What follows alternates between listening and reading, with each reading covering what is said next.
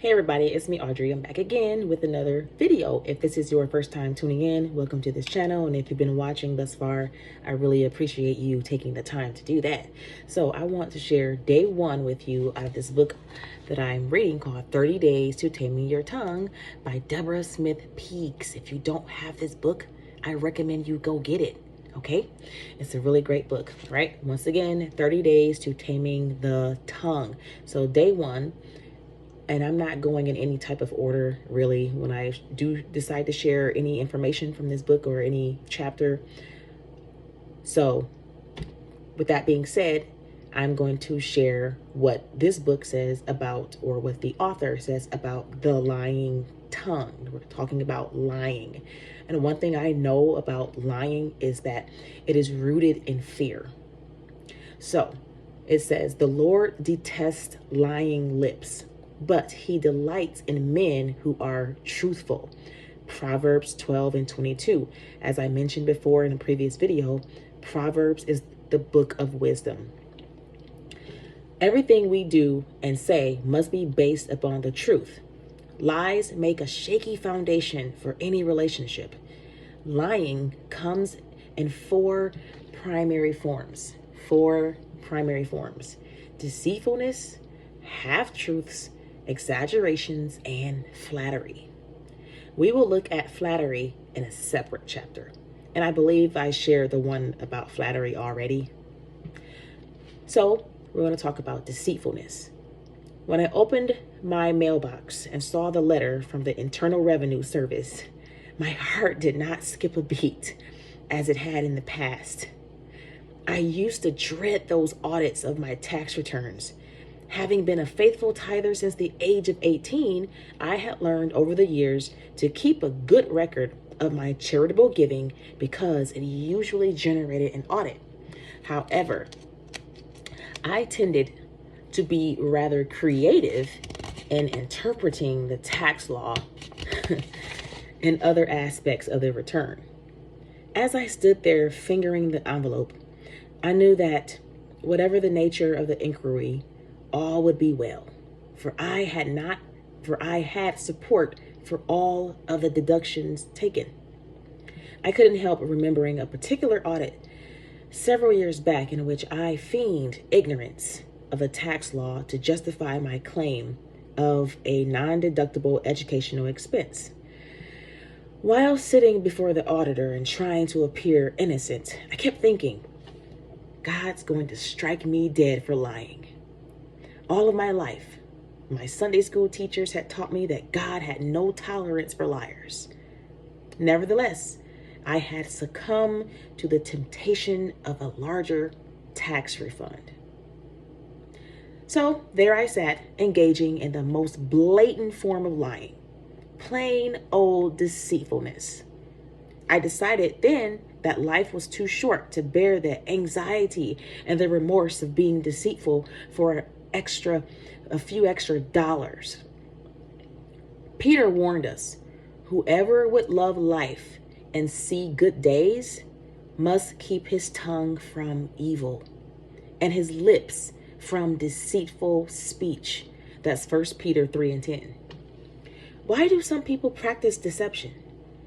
Many do it for financial gain, for social advantage, to hide immoral acts, or to obtain other benefits. Jacob, whose name meant trickster, conspired with his mother and deceived his father into giving him the birthright blessing that belonged to his brother Esau. Genesis 27. When Esau discovered the deception, he threatened to kill him. Jacob was forced to leave town and to live with his uncle Laban. Notwithstanding, he had to reap the seeds of deceit that he had sown. Laban tricked Jacob into marrying his daughter Leah, whom Jacob did not love. Laban further deceived Jacob by changing the terms of his employment agreement numerous times. Jacob was forced to work 14 years to marry Rachel, whom he did love. Eventually, because he abandoned his deceitful ways and became a tither, God blessed Jacob beyond his wildest imagination. He returned home after many years with a beautiful family, much abundance, and a new name, Israel. Engaging in deceitfulness is a slap in God's face as his dire consequences. When we make a choice not to trust him to handle a situation, we, in essence, decide he is a liar and will renege on his promise to meet every need. We then proceed to make our own way by any means necessary, even being deceptive. In doing so, we forfeit the good life God had planned for us. The next one is half-truths. Joan Smith took the day off Monday. She returned to work on Tuesday and explained to her boss that she had been absent because her elderly mother had been hospitalized. The truth of the matter is that Joan had only spent 2 hours at the hospital and 6 hours shopping. Joan's objective was to have her boss believe that she had spent the entire day at her mother's bedside. She told a half-truth. I was once the queen of half-truths and had convinced myself I was still walking in integrity. One of my favorite half-truths was blaming lost keys for my being late to an appointment. I seemed to always misplace my keys. However, I could usually locate them within a few minutes in one of several places I knew to look. The real reason for my tardiness was usually poor time management. When I would offer my excuse, I rationalized that the portion of my statement that I verbalized was true.